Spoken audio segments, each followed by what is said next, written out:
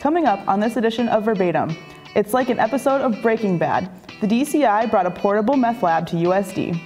And with the spelling bee in Vermilion, we tested the average Yote on their spelling skills. Plus, we take a look at the world of USD in 60 seconds. Verbatim starts right now.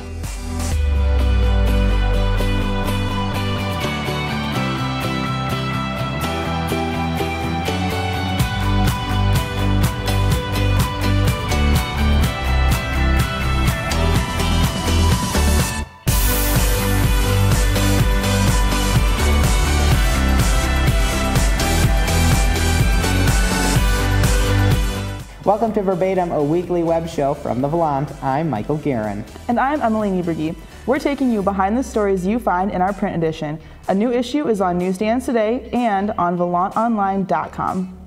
Now, Emily and I are going to talk about a story making headlines this week. It's the credibility of NBC anchor Brian Williams. Williams is under fire for claims he exaggerated a story. The NBC nightly news anchor says he was in a Chinook helicopter that was shot down in Iraq in 2003.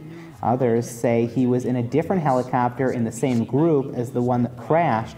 Williams has taken a leave of absence from NBC News. After filming this week's episode of Verbatim, NBC announced Brian Williams is suspended for 6 months without pay. Our opinion in the following discussion remains the same. And so Emily came up with this idea to kind of discuss it.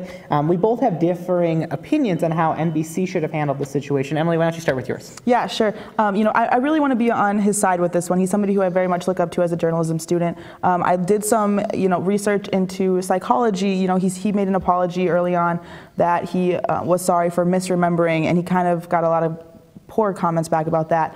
But a psychology article that I was looking at did say that the brain is designed to flexibly imagine for the future and not exactly memorize what happened in the past, which is, it was a very tense situation. Mm-hmm. But I would have liked him to be better supported by NBC as their employee. I felt like he didn't really get a lot of support that could have been helpful in that time. Yeah, I was really hoping Brian Williams would be, he's kind of one of the last great news anchors there was.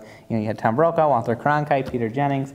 Thought Brian Williams would be that person. I disagree with you a little bit. I think NBC should have supported him at the beginning. It was very clear that his credibility is damaging, I think, the credibility of NBC News and Nightly News as him being the managing editor and the face of NBC News. He told Stars and Stripes on Monday that he misremembered because he was in the back of the helicopter, and I think getting those details straightened out would be good, but it's clear in multiple instances that he's had over the past, interviews he's had over the past 10 years, that he has made up some of those stories, and I think that really damages the credibility. But I think we both agree it'd be great to bring back USD alum to the anchor chair, Tom Brokaw, as the anchor of NBC Nightly News. So that's our tip for NBC. USD's Criminal Justice Club hosted the South Dakota Division of Criminal Investigation last week. The Volante's Megan Card has the story. There was a portable meth lab in the Munster University Center February 4th, but merely for presentation purposes, as agents from the Department of Criminal Investigation gave a talk in the pit lounge. USD's Criminal Justice Club hosted the speakers for their monthly series, but DCI agents' faces could not be on camera because of their undercover work. Sammy Zoss, president of the student club, says the purpose of the speaker series is to let criminal justice majors know what their degree can become. I think the coolest thing is realizing how much DCI actually does. You think like murders and all, like the fancy stuff, but what you don't realize is that they do things like bomb tactics and narcotics. You don't think about how narcotics take over 50% of all investigations here in South Dakota, and that's not just South Dakota. There are 50 DCI agents in the state. Their work ranges from investigating murders to busting meth labs. The agents at the MUC brought items such as a hazmat suit and polygraph tests to demonstrate the typical equipment used in the DCI. For the Volante, I'm Megan Card. Thanks, Megan. Coming up after the break, we test our fellow students' spelling skills. We'll be back in just 15 seconds. Enroll, we say, we want you to be okay. Enroll, we say, take care of people for goodness sake.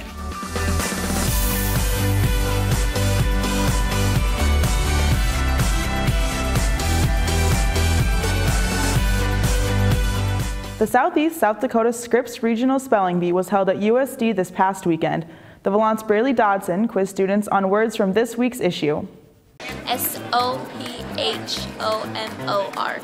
Sophomore. Sophomore. Sophomore.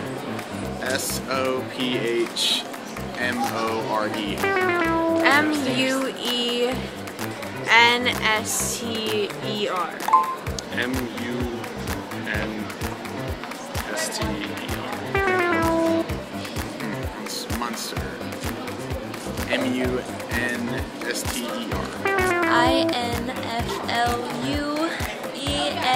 Influenza. Is that even a word? Clotique. Oh, that's by the liquor store.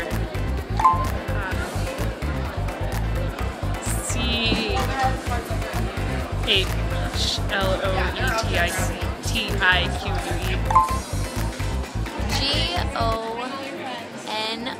GONORRHEA. Oh God. GONERIA. Isn't that GHARAHA?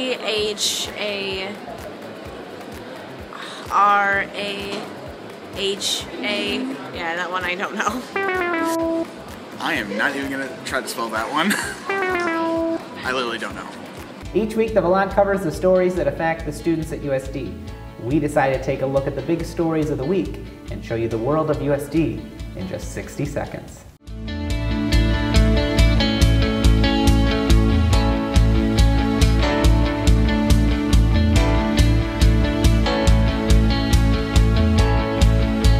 Senior Stephanie Fisher won the Miss USD competition on February 8th. Fisher will move on to compete for the title of Miss South Dakota this summer. Volante columnist Miranda Letcher shares her opinion on consumerism on Valentine's Day in this week's issue. Women's basketball player Katia Miller did not play for the Coyotes against North Dakota State on Sunday due to an injury. Follow VolanteOnline.com for updates later this week.